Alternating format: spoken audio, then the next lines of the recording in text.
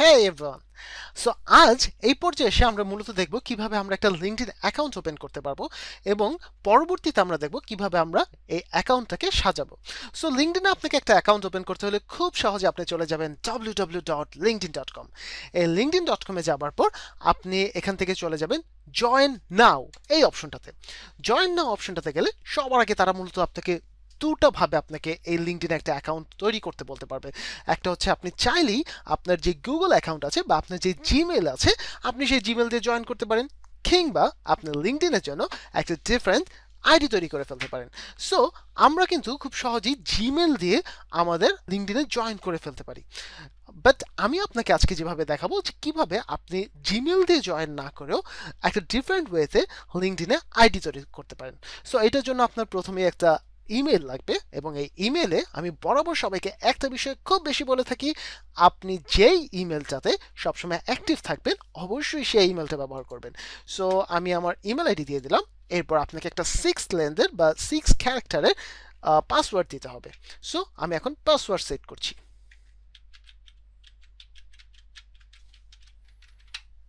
Well done, দেন আমি agri and continue. So এখানে আপনি আপনার ফার্স্ট নেম এবং লাস্ট নেম দিবেন এবং সবাইকে একটা বিষয় অবশ্যই বলে রাখি, ফার্স্ট নেম এবং লাস্ট নেমে কিন্তু আপনাকে মূলত যে নামগুলো আপনি আপনার কর্পোরেটে ইউজ করবেন সেই নামগুলো ব্যবহার করবেন। সো আমি আমার ফার্স্ট নেম দিলাম ফরহাদ অ্যান্ড আমি আমার লাস্ট নেম দিলাম হাসান, দেন কন্টিনিউ। এবং তাদের একটা সিকিউরিটি চেক চলে আসবে এই জায়গাতে। সো এইখানে আপনাকে একটা পাজল, মূলত এটা এক এক জায়গায় এক এক রকম হয়, সো আমি পাজলটা সলভ করে দিচ্ছি এবং আপনার যে সেম পাজলে আসবে ব্যাপারটা কিন্তু তা না, এক এক জায়গায় মূলত এক একভাবে এটাকে ওপেন করা হয়।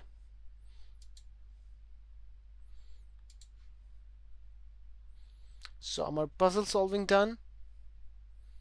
ওয়েল, এখন এই জায়গাতে এসে আপনাকে আপনার কান্ট্রির নাম লিখতে হবে। সো আমার কান্ট্রি বাই ডিফল্ট বাংলাদেশ এবং আপনি যে সিটি বা রিজিয়নটাতে থাকেন সেই সিটি বা রিজিয়নটাকে আপনাকে এখানে তুলে ধরতে হবে।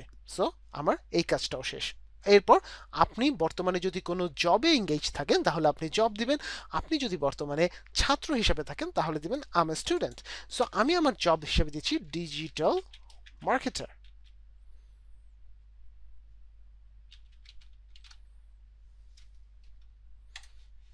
Well, select employ type full time, most recent company, আমি বর্তমানে যে কোম্পানিতে আছি আমি সেই কোম্পানির নাম দিব।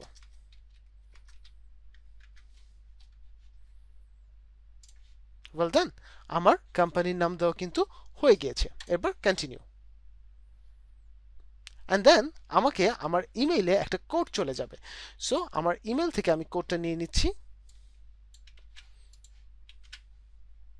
And agri and confirm. So আপনাকে এরপর বলবে আপনি কি নতুন কোনো জব খুঁজছেন কিনা। আপনি যদি কোনো নতুন জব খুঁজে থাকেন ডেফিনেটলি দিবেন, নট নাও না দেওয়াটাই বেটার। এই কারণ হচ্ছে যেহেতু আপনার আমাদের লিঙ্কডইন একটা আইডি ওপেন করার মূল উদ্দেশ্য হচ্ছে আমরা একই সাথে যেরকম বিভিন্ন অর্গানাইজেশনের সাথে নিজের কানেকশন বিল্ড আপ করবো, ঠিক সেম ওয়েতে কিন্তু আমরা নতুন নতুন জব এক্সপ্লোর করব। সো জব এক্সপ্লোরের জন্য আপনি আপনার ইন্টারেস্টেড যে সিটিটা আছে সেই জিনিসটা অবশ্যই বলে দিবেন। আপনি যদি ঢাকার মধ্যে, লাইক আমি যদি ঢাকার মধ্যে জব চাই আমি বলে দিচ্ছি আমি ঢাকার মধ্যে জব চাচ্ছি। এখন আমি কোন টাইটেলে জব চাচ্ছি, আমি ডিজিটাল মার্কেটিংয়ে জব চাচ্ছি, ডিজিটাল মার্কেটিং ম্যানেজার হিসেবে চাচ্ছি অথবা ডিজিটাল মার্কেটিং স্পেশালিস্ট হিসেবে চাচ্ছি। জব লোকেশন কোথায়, ঢাকা, আমাকে আরেকবার বলে দিতে হবে ঢাকা বাংলাদেশ, নেক্সট। এবং অবশ্যই কিন্তু এই নোটিফিকেশনটা অন করে দিবেন, তাহলে হচ্ছে যখন কেউ আপনাকে বিভিন্ন জব সার্কুলারের জন্য জব আপনার সামনে চলে আসবে তখন আপনি ফিল্টারিংয়ে সবার দিকে এগিয়ে থাকবেন। And done. So here we go, আমার কিন্তু জব সার্কুলেশন যেরকম শুরু হয়ে গেল, দ্যাট মিনস হচ্ছে এখন এখান থেকে আমি চাইলেই বিভিন্ন জবে অ্যাপ্লাই করতে পারবো।